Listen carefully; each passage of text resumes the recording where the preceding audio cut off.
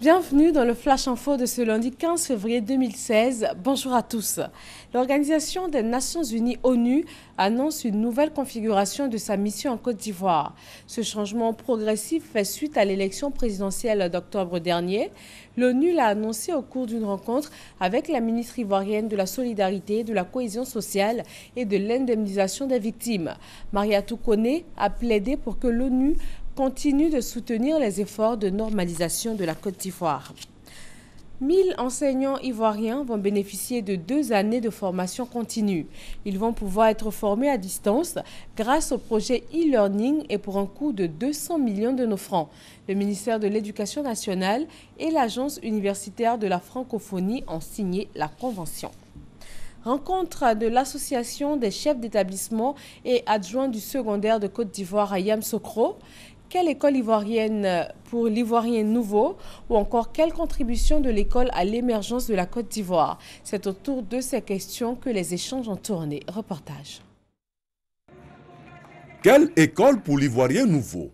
Tel est le thème du séminaire national 2016 de l'Association des chefs d'établissement et adjoints du secondaire de Côte d'Ivoire, ACAC.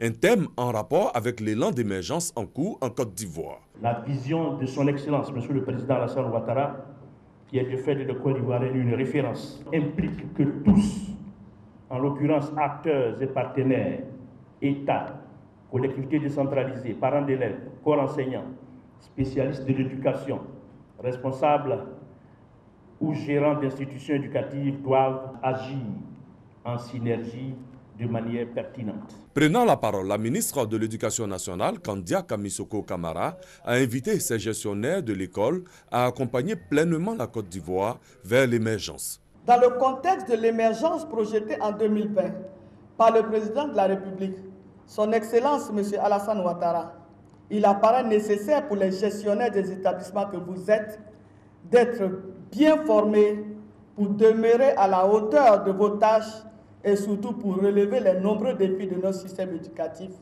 en ce moment. Qu'il me suffise de vous féliciter pour votre souci constant de vous préoccuper des questions liées à l'éducation des enfants qui nous sont confiées pour le développement de notre pays. Une vision partagée par le parrain de ces retrouvailles qui félicite d'ailleurs l'ACAC pour le choix du thème. Aujourd'hui, nous nous retrouvons pour savoir quelle école pour l'Ivoirien nouveau. Je voudrais vous inviter, chers filleuls, vous qui façonnez les esprits, de jouer votre rôle dans ce travail collectif. Plusieurs communications ont meublé ce séminaire national 2016 de l'ACAC, notamment celle ayant trait au thème dit par la ministre Kandia Kamara, qui est revenue sur les efforts du gouvernement en faveur de l'école. Des efforts que les acteurs du système éducatif ne doivent pas perdre de vue.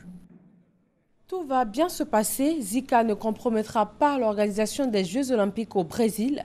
La présidente brésilienne Dilma Rousseff a joint l'acte à la parole.